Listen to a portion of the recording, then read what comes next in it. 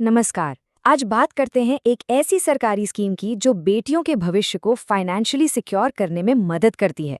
चलिए सुकन्या समृद्धि योजना को एकदम आसान भाषा में समझते हैं। देखिए, हर माँ बाप का एक ही सपना होता है कि अपने बच्चों का भविष्य शानदार हो। और जब बात बेटी की पढ़ाई या शादी जैसे बड़े खर्चों की आती है तो ये चिंता थोड़ी और बढ़ जाती है ना? तो सवाल ये उठता है कि इतनी बड़ी फाइनेंशियल रिस्पॉन्सिबिलिटी की प्लानिंग की कैसे जाए, वो भी एक ऐसे तरीके से जो बिल्कुल सेफ हो। ये वो सवाल है जो लगभग हर परिवार के मन में कभी ना कभी आता है। तो अच्छी बात यह है कि इसी जरूरत को ध्यान में रखते हुए सरकार ने एक खास समाधान तैयार किया है, एक डेडिकेटेड सेविंग स्कीम। चलिए अब सीधे इस योजना के डिटेल्स में चलते हैं और समझते हैं कि ये है क्या और काम कैसे करती है। तो हम बात कर रहे हैं सुकन्या समृद्धि योजना यानी SSY की। ये सिर्फ एक सेविंग स्कीम नहीं है, बल्कि बेटी बचाओ बेटी पढ़ाओ जैसे एक बहुत बड़े नेशनल कैंपेन का हिस्सा है।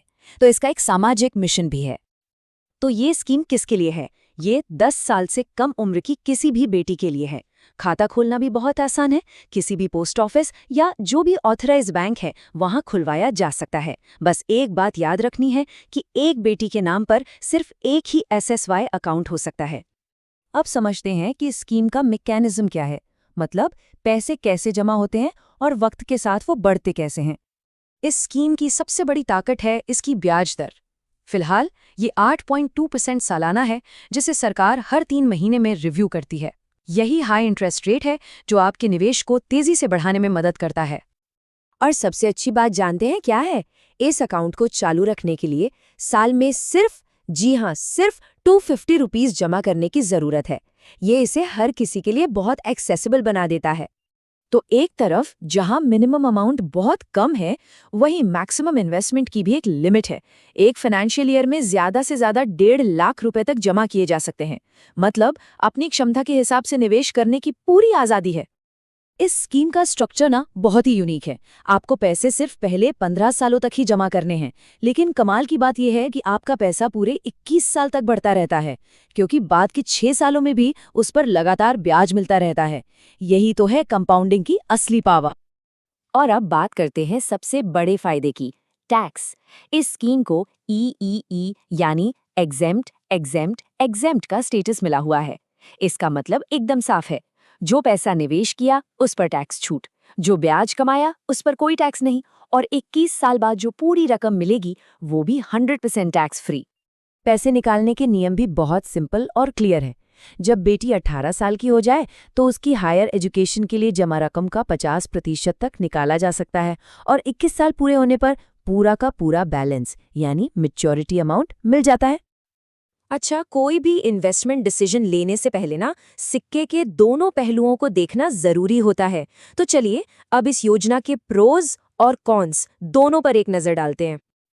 तो अगर एक बैलेंस्ड व्यू लें तो एक तरफ ये स्कीम 100% सरकारी गारंटी के साथ पूरी तरह से सेफ है, तो दूसरी तरफ इसमें 21 साल का एक लंबा लॉक इन पीरियड भी है। टैक्स फ्री रिटर्न इसका बहुत बड़ा प्लस पॉइंट है, लेकिन ये सिर्फ बेटियों के लिए ही है।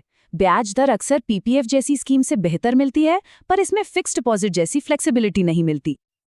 तो इन सारी बातों को ध्यान में रखते हुए अब सवाल ये है कि क्या ये स्कीम सही है या नहीं।